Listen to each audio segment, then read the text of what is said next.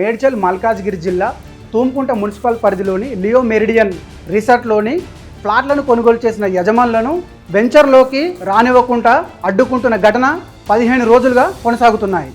Resorts యాజమాన్యం తరపున ప్రవీణ్ రావు అనుచరులు పర్వేష్ కుమార్ దాస్, నాయుడు శ్రీనివాస్, ఆంజనేయులు, లక్ష్మీ నరసింహ తదితరులు దౌర్జన్యంగా ప్రవర్తించారు. రోడ్డు మీద మట్టి దిబ్బలు పోయడం, గేట్లు ఏర్పాటు చేయడం, సెక్యూరిటీతో లోనికి రానివ్వకుండా చేయడం వంటి చర్యలకు పాల్పడుతున్నారని బాధితులు ఆందోళన వ్యక్తం చేస్తున్నారు. ఈ నెల 8వ తేదీన అర్ధరాత్రి సమయంలో రోడ్డు మూసివేయగా 9న బాధితులు షామీర్పేట్ పోలీస్ స్టేషన్లో ఫిర్యాదు చేశారు.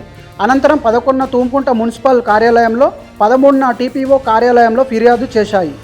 అధికారులకు ఫిర్యాదు చేసి అధికారులు స్పందించలేదని బాధితులు ఆరోపిస్తున్నారు. అధికారుల నుంచి స్పందన రాకపోవడంతో చివరికి ఈ 22న ప్రజావాణి కార్యక్రమంలో బాధితులు కంప్లైంట్ చేశారు. దీంతో మున్సిపల్ అధికారులు రోడ్డు క్లియర్ చేసినప్పటికీ గేటు మాత్రం తొలగించలేదని బాధిత ఫ్లాట్స్ యాజమానులు వాపోతున్నారు. ఫిర్యాదు చేసిన వారిలో 76, 281, 404, 413, 414 ఫ్లాట్స్ నెంబర్ల యజమానులు ఉన్నారు.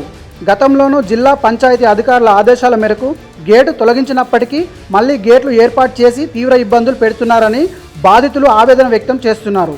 ఇప్పటికైనా అధికారులు జోక్యం చేసుకొని తమకు రక్షణ కల్పించాలని అధికారులను వేడుకుంటున్నారు.